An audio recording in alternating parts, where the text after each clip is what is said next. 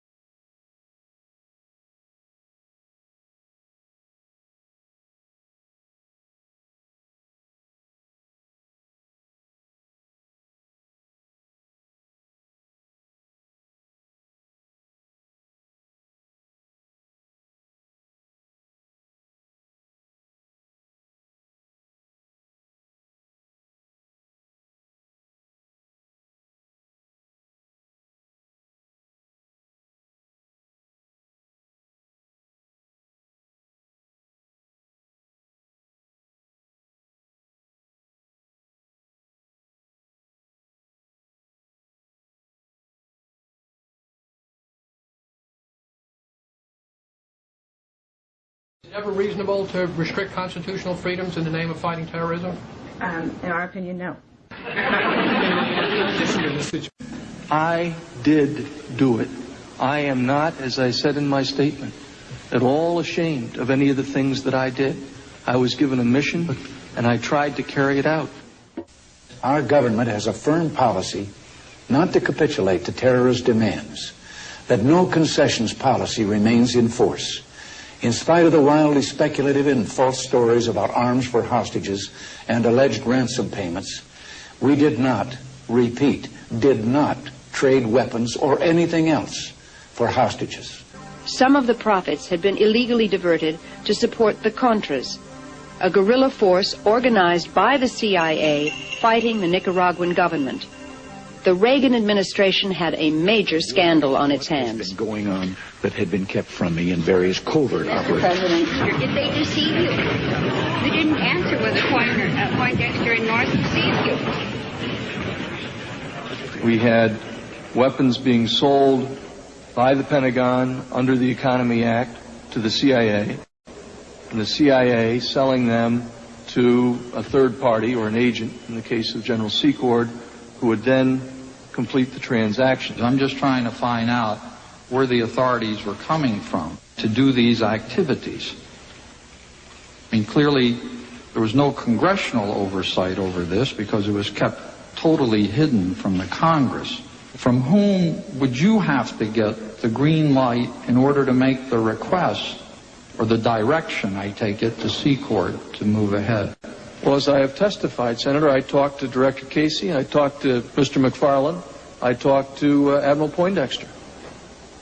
The use of U.S. government money for supporting the overthrow of the Nicaraguan government was specifically prohibited when Congress enacted the Boland Amendment in 1984. Even though it remained in effect until 1986, millions of dollars in profits from Iranian arms sales were secretly diverted to the Contras during this period through contacts with middlemen such as Moniker Ghorbanifar. Mr. Ghorbanifar took me into the bathroom, and Mr. Ghorbanifar suggested several incentives to make that February transaction work. And the attractive incentive for me was the one he made, that residuals could flow to support the Nicaraguan resistance. Even Ghorbanifar knew that you were supporting the Contras. Yes, he did. Izvestia knew it. The name had been in the papers in Moscow. It had been all over Danny Ortega's newscast. Radio Havana was broadcasting it. It was in every newspaper in the land. All our enemies knew it, and you wanted to conceal it from the United States Congress. We wanted to be able to deny a covert operation. Peter Dale Scott, professor at the University of California at Berkeley, has conducted extensive research on covert action and CIA activities. The results are detailed in his book, The Iran-Contra Connection.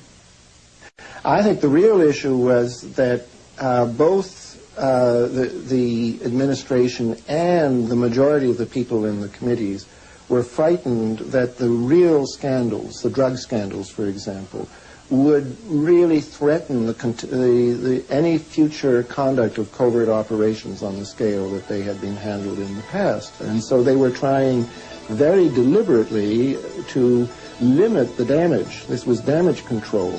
Look only at the Iran arms sales and the alleged diversion to the Contras. The American people may very well feel that the important questions didn't get asked, so they don't have the whole picture. They have a few little transactions and nauseating detail on those few transactions, but they were cheated out of the whole bowl of wax. And so they were pulling their punches on all the major questions and issues of what really happened in this thing, what the CIA's role was. Anytime they got into anything that was really sensitive about exactly that, exactly what the CIA's role was and exactly what laws were broken and when, they went into secret session. Which means that we, the people, won't be, we won't ever know. Like you, I do not wish to see secrets of this land inadvertently and accidentally made public.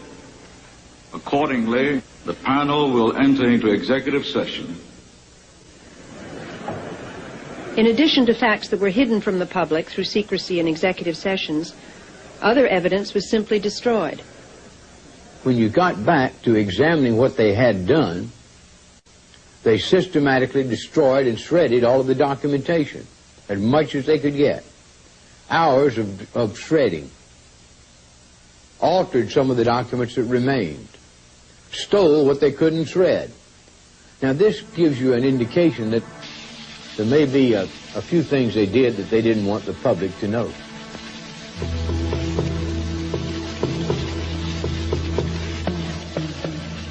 I shredded. I was never told not to shred. I shredded because I thought it was the right thing to do. When I didn't have a shredder, I put it in a burn bag and they were burned. Weren't you going through your files to get rid of embarrassing documents? Embarrassing? No. Documents that would compromise the national security of the United States, documents that would put lives at risk, documents that would demonstrate a covert action in the U.S. direction and control and relationship to it, yes. Embarrassing? No. About how the shredding incident started, I believe, as I said, my memory is that he began pulling documents and I joined him. And did you surmise that this was a way of trying to cover up something in conjunction with the Iran initiative or the Contra initiative? I don't use the word cover up, I would use the word protect. Why do you think we sold arms to Iran? Iran? To get the hostages out, strictly to get the hostages out. I think some people really believe that there were moderate elements there that might, help us in the future. I really think their main focus was to free the hostages. They say it was to help the Contras in Nicaragua, but I don't believe that's true. It was to get the money, I believe. And that reason could be anything. They can tell us anything on TV. Iran is a crucial economic, geographic country. The U.S. wants to get them friendly again as quickly as possible. Perhaps the most explosive issue that was not investigated in the hearings was the true nature of the arrangement with Iran.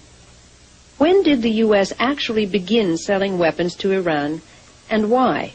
Marijuana, a gift to God, to my brothers, and to me. Marijuana, now the government wants to test me when I pee.